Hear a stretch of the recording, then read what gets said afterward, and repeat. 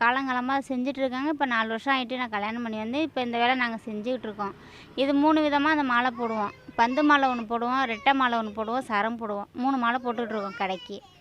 ஒரு கடைக்கு போய் போட்டுட்ருப்பாங்க. அப்புறம் நாச்சியார் கோயில், கும்பகோணம் சைடு மார்க்கெட்லாம் போட்டுட்ருக்காங்க இந்த மாலை. இது போய் ஏரியில் தான் போய் எடுத்துகிட்டு வரோம் இந்த மாலை. எடுத்துகிட்டு வந்து நாங்கள் வீட்டில் செத்தி வில்லையெல்லாம் அரிஞ்சு மாலைலாம் கோர்த்து நாங்கள் கையால் செஞ்சுக்கிட்டு இருக்கோம் அந்த மாலை.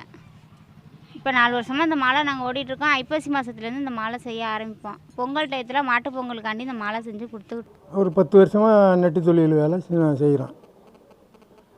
வெளியில் போய் நெட்டு பட்டாக இருந்தாங்க, இங்கே போய் நெட்டி எடுத்துகிட்டு வருவோம். நேரம் இங்கே வெட்டிக்குவோம் அந்த பக்கத்துலேயே.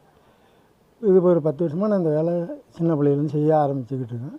வெளியில் கொண்டு சில்லறையிலையும் வைப்போம், கடைகள்லையும் மொத்தமாக எங்கள் நாச்சியார் கோயில், கும்பகோணம் இப்படி கொண்டு சில்லறையிலையும் வைப்போம், மொத்தமாகவும் கொடுத்துட்டு வந்துடுவோம்.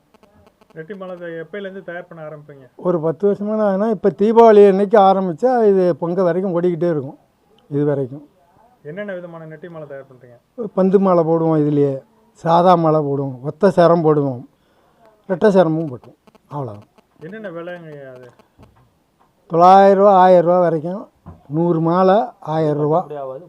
அப்படியே எங்கள் கடை கொஞ்சம் கடைகளில் மொத்தமாக கேட்டால் 900 ரூபா 100 ரூபா குறைச்சி கொடுப்போம். அவ்வளோதான். நம்ம சில்லறையில் விற்றோம்னா ஜோடி 20 ரூபா 30 ரூபான்னு கூட விற்றுருவோம்.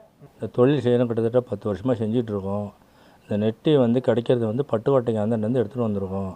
நாரும் அங்கேருந்து தான் வெட்டி எடுத்துகிட்டு வரோம். ரெண்டும் ரொம்ப கஷ்டப்பட்டு தான் ஆனால் செய்கிறோம். இப்போ கிட்டத்தட்ட ஒரு 3 மாதமாக அந்த வேலை தொழில் செஞ்சிகிட்ருக்கோம். இன்னமும் இப்போ இந்த பொங்கல் வரலையும் ஓடிக்கிட்டு இருக்கோம். பொங்கல் வரையும் ரொம்ப எங்களுக்கு கஷ்டம்தான்.